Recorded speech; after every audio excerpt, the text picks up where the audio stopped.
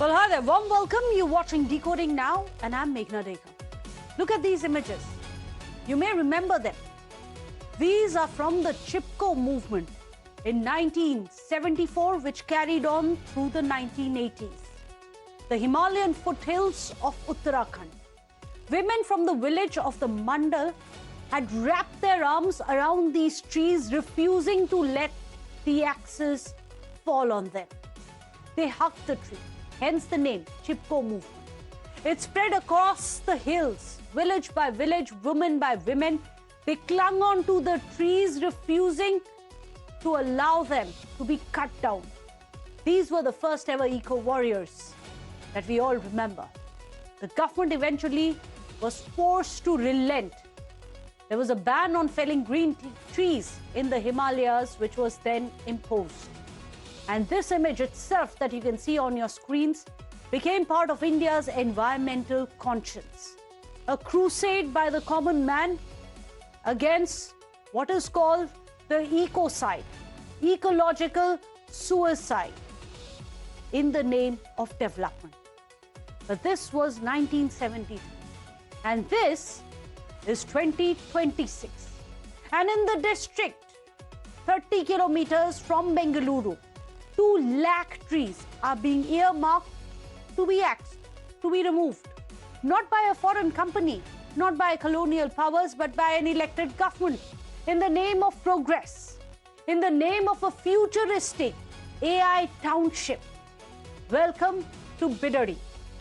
So what exactly is this project that is about to replace coconut groves, mango orchards, ragi fields, and with data centers and technology parks? Well, the Greater Bengaluru Integrated Township, as it is called, the GBIT. It is Karnataka government's most ambitious infrastructure project in decades. It sits in the Bidadi region of Ramanagara district, about 30 kilometers from Bengaluru on the Mysuru Expressway. This project spans across 7,481 acres. That roughly comes to 26 villages which are going to be raised completely for this project. It is being earmarked as India's first AI-powered township. Sounds fancy, sounds futuristic, doesn't it? It is designed to decongest the city of Bengaluru and to attract global technology investment into the states of Karnataka. The government has committed 13,000 to 20,000 crore rupees to build this futuristic township. But the cost of this is much more than just 20,000 crore rupees. We'll explain to you why here on Decoding Now. Because the vision is ambiguous. Because the ecologic cost itself is ambiguous. And 26 villages of farmers who have worked this land for generations were not asked if they wanted to be part of this futuristic vision. Will there be space for the green cover?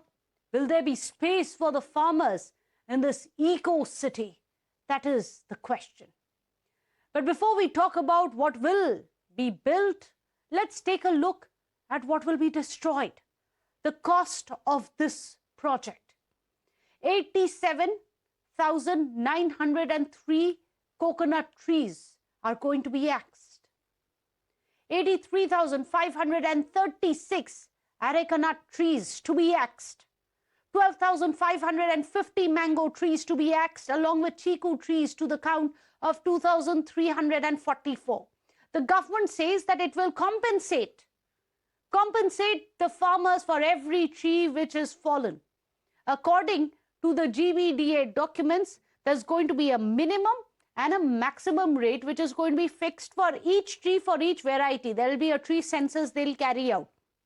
One by one, depending on its age and expected productivity in the years to come, they are going to come to some kind of an idea as to what should be the compensation amount. For example, I'm just giving you some of the median figures which have been given. The minimum figures for a coconut tree to be cut will be about 25,000 rupees. Imagine how much a coconut tree would have yielded, not just in coconuts, not just the economic value, but also the green cover that it would have provided.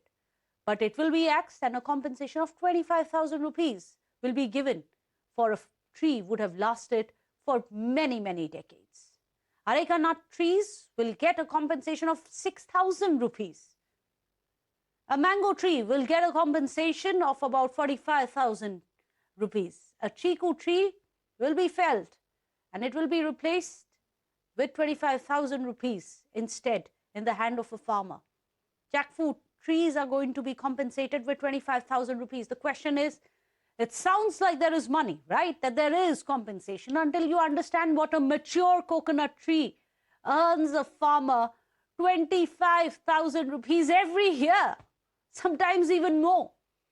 You're not even taking it into account as to what it means when it comes to the green cover, when it comes to producing oxygen, when it comes to ensuring that groundwater does not deplete.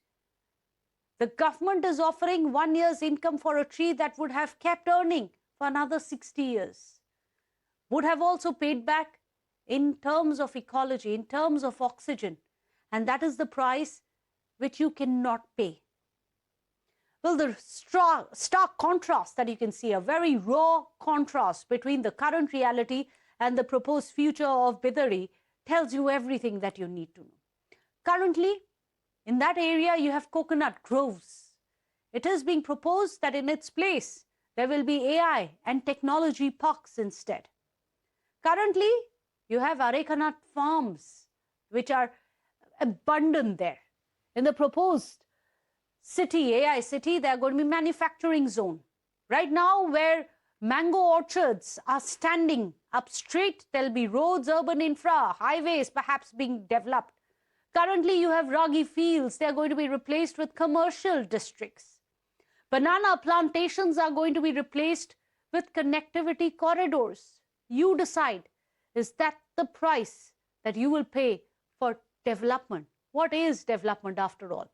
What makes the story urgent is the speed at which the government, the DK Sarkara, is moving. This is not just a proposal on paper. You must understand the urgency for having this discussion today, because land has already been acquired. In February 2025, the Karnataka cabinet initially approved the Greater Bengaluru Integrated Township project. It is a pet project of Chief Minister D.K. Shivakumar. Immediately, 1 month later, in March 2025, the preliminary land acquisition notification was also issued. By September 2025, joint measurement surveys had begun on the ground as well. And then came a pause. There were legal challenges. There were farmer protests which continued. Farmer protests had therefore close to 400 days now. There were petitions which were moved in court, but the government did not stop. In April and May 2026, just a month back, the cabinet has cleared the project again, doubling down on the 7,481 acres of acquisition across 9 villages. And by June, this month, right now, even as we speak, approximately 500 acres have already been notified in the first phase. In fact, the land acquisition is now actively underway even as we speak. There is ownership verification, which is the next step. Farmer protests continue, but nothing is going to stop this future, as we are calling it, the AI futuristic town. Bidadi is not the first time India has faced this question. Should it be green cover versus growth? And it will not be the last. Across the country, in different states, under different governments, the same battle is being fought between the demand for development and the cost that nature pays for it. Be it the Aravalis or a university campus in Hyderabad, and now it is a farmland in Karnataka. You have these examples peppered across India and peppered across the history of India as well. In every one of these battles, there comes a moment when the courts have to do what the governments have refused to do. Remember, the Supreme Court of India has intervened in environmental battles in the past as well, sometimes too late, but sometimes just in the nick of time. Let's remind you of some of these legal battles. Sardar Sarovar Dam. There was displacement of over 2 lakh people in that. The reason behind it? Irrigation and hydroelectric power. The Supreme Court said, first you must rehabilitate the people. Only then should you move on to the step of construction. Remember the RA colony in Mumbai? 33 hectares were set to be axed. They were called the green lungs of Mumbai, already a city which is grappling with very high AQI. which is already very polluted, and the green lungs were set to be axed. The reason for that, they wanted to axe the area, the green lungs of Mumbai, for a metro car shed. The status, as per last year, is when the Supreme Court stepped in, saying there's going to be no felling of trees without the Supreme Court's explicit permission. Then there was the Kancha Gachibowli. This was in Hyderabad, 400 acres to be cleared. The reason behind that was to develop IT parks. The Supreme Court said there will be no felling. You must restore the tree cover as well. Then you have the Niyamgiri Hills in Odisha. Here, bauxite mining was to be carried out on tribal hills. The reason was for Vedanta's alumna refinery. Supreme Court stepped in and said it is the Gram Sabhas which must take the call and decide. And of course, of the latest, the Aravalli Hills. Remember, in Rajasthan, mining in eco-sensitive zones was the problem here, and the reason was commercial mining by corporates, which was suddenly being allowed. The Supreme Court stepped in, saying that there would be a committee, which is now, even as we speak, they are examining the boundaries of the Aravallis. But back to the Bidadi AI city project, which has now triggered a full-blown political war, and the lines are being drawn in an unexpected way. Because you have H.D. Kumaraswamy, who then, as the Chief Minister in 2006, had first proposed a Bidadi Township. He is the one who's now calling the project a gift to the real estate mafia. Not just the JDS, you also have the BJP. BJP's Karnataka President P.Y. Vijayendra has written a letter to Rahul Gandhi, directly asking him to intervene. After all, it is a Congress government which is in power in Karnataka. BJP wants Rahul Gandhi to intervene and stop his own government. He says that the final acquisition notification was done without a single public hearing, despite the fact that there were over 3,500 written objections from small farmers who have been protesting for 470 days. But the Congress government is still moving on with this project. However, Chief Minister D.K. Shivakumar, he's not backing down. He says that the farmers have agreed to give their lands themselves, and it's hypocritical for the JDS, which had first proposed the Bidadi AI tech city, now saying that it's a gift to the land mafia. Listen into this war of words. 1400 ಕೋಟಿ ಆಸ್ತಿ ಅಂತ ತೋರಿಸ್ತಾರೆ. 3 ಎಕರೆ ಜಮೀನಿರೋರು 1400 ಕೋಟಿ ಸಂಪಾದನೆ ಮಾಡಿದ್ದಿದೆಯಲ್ಲ, ಪಾಪ ಜನಕ್ಕೂ ಅದನ್ನು ಸ್ವಲ್ಪ ಟ್ರೈನ್ ಅಪ್ ಮಾಡಲಿ. ನಮ್ಮ ರೈತರು 2 ಎಕರೆ 1 ಎಕರೆ ಇಟ್ಕೊಂಡಿರೋರು ಹೆಂಗೆ ಶ್ರೀಮಂತರಾಗಬೇಕು ಅನ್ನೋದು ಸ್ವಲ್ಪ ಜನಕ್ಕೆ, ಈಗ ಅವ್ರ ಮುಖ್ಯಮಂತ್ರಿಗಳು ಬೇರೆ ಇದ್ದಾರೆ, ಜನಕ್ಕೆ ಆ ಕಾರ್ಯಕ್ರಮ ಕೊಡೋಕೆ ನಂದೇನು ಅಭ್ಯಂತರ ಇಲ್ಲ. ಬಿಡದಿ ಟೌನ್ಶಿಪ್ ಯಾರು ಮಾಡಿದ್ದು, ಬಿಡದಿ ಇಂಡಸ್ಟ್ರಿಯಲ್ ಟೌನ್ ಯಾರು ಮಾಡಿದ್ದು, ಆರೋಳಿ ಇಂಡಸ್ಟ್ರಿಯಲ್ ಟೌನ್ ಯಾರು ಮಾಡಿದ್ದು, ಆ ಜಮೀನು ರೈತರು ಹೋಗಿಲ್ವಾ? ಈಗ ರೈತರೆಲ್ಲ ಒಪ್ಕೊಂಡಿದ್ದಾರೆ, ರಾಜಕಾರಣ ಮಾಡಬೇಕು ಅಂತಿದ್ದಾರೆ, ರಾಜಕಾರಣ ಮಾಡಬೇಕು. And that brings us to the consistent pattern displayed by Rahul Gandhi. Why was BJP writing a letter to Rahul Gandhi? He projects himself as a climate crusader. Remember 2025 Great Nicobar project? Rahul Gandhi wrote to the centre against the Foreign Rights Act in clearances. Question is, why is he silent today over the AI township? In 2024 in Assam, Rahul Gandhi said that tribals' water, their forest land must be returned to them. But he's silent today on Bidadi AI township. In 2022, you had the Hasdeo Aranya in Chhattisgarh. Rahul Gandhi then had criticized the coal mining expansion into the forest. However, Rahul Gandhi today is silent over his own Karnataka government's axing of the green cover. In 2019, over the Nyay scheme in Jharkhand, Rahul Gandhi had promised to safeguard forests, land and water of the tribals. But today, Rahul Gandhi continues with his silence when it comes to the Greater Bengaluru AI Township. Why? And is this the price that we are going to pay when it comes in the name of development? That's the question. Let me go across to our panelists. Joining us today on the show, we have G.S. Prashant, spokesperson with the BJP Karnataka. Syed Asad Abbas is joining us, a political analyst. Syed Asad Abbas, I'm going to start with you. An obvious question. Rahul Gandhi, the climate crusader. Why is the Congress today axing the green lungs of Bengaluru when it has fought in other states? Especially Rahul Gandhi has openly fought for green cover to be restored and not to be axed. Meghna ji, I've always believed with great power there's great responsibility and equal accountability. I can tell you, Meghna ji, that I've been an inhabitant, a proud inhabitant of Bengaluru city all my life. For 38 years of my life, I've been a proud Bangalorean here.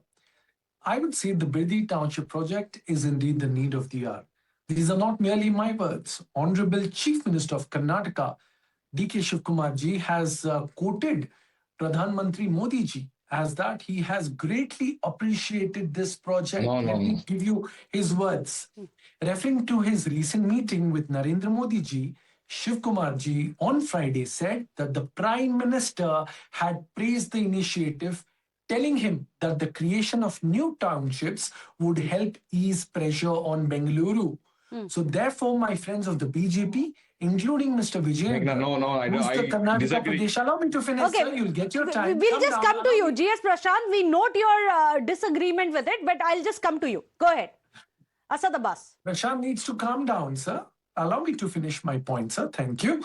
Not just that. As a matter of fact, let me tell you, the same Kumaraswamy ji, Meghna ji, you'll be shocked to know there have been videos of the same Kumaraswamy who has spoken of the Bidadi Township, who has spoken of the Harohalli Township in a great way, saying that this is what the Bengaluru city needs to ease congestion, to ease the traffic, all of that. There are videos of him saying the same on Kannada local It channels. was proposed by the JDS, and as per Syed Asad Abbas, it is something that the Prime Minister has endorsed. GS Prashant. Yeah. See, Meghna, the lies of Congress and its leaders have no boundaries, because we know Rahul Gandhi's Khatakat model of governance. When in Andaman Nicobar, the Nicobar project, where it will improve India's strategic presence in the Indian Ocean and Indian Navy would be in a better position, Rahul Gandhi opposes it, citing ecological issues. Whereas in Telangana, under Revanth Reddy's government, what they did, 400 acres, and now in Bidadi, which means wherever there is a cut for Rahul Gandhi, the Khatakat model of governance, wherever there is compensation being received by Rahul Gandhi as the ATM from Karnataka and Telangana, Rahul Gandhi is interested in this. Now to blame or shift the blame saying PM Modi has praised it, definitely not, because all of us know how barren lands in Gujarat were used for development and industrialization and not thousands of acres of fertile land. And here, let me tell the pseudo-Congress spokesperson here talking about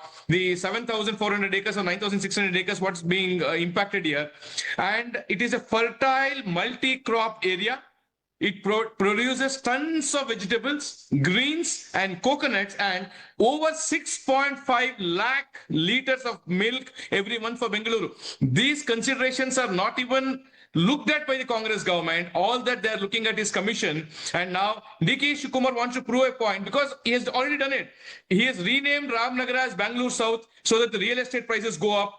And now to blame Kumaraswamy. If at all Kumaraswamy had proposed the project in 2006. Here's the problem. And cutting across political as well as ideological divides that we have seen. That you have one group which opposes the Great Nicobar project. There are others who are opposing the Bidadi project. But no one wants to come out and say that we will take onus for the future of India. What about this ecocide which is happening? That's precisely what the activists are saying. That cutting across political lines, there is green murder, as they call it. No one seems to be fighting for the future. Unfortunately, we're out of time, gentlemen. Yes, Prashant, appreciate you joining us. Syed Asad Abbas, pleasure to have you on the show. With that, we wrap up the show.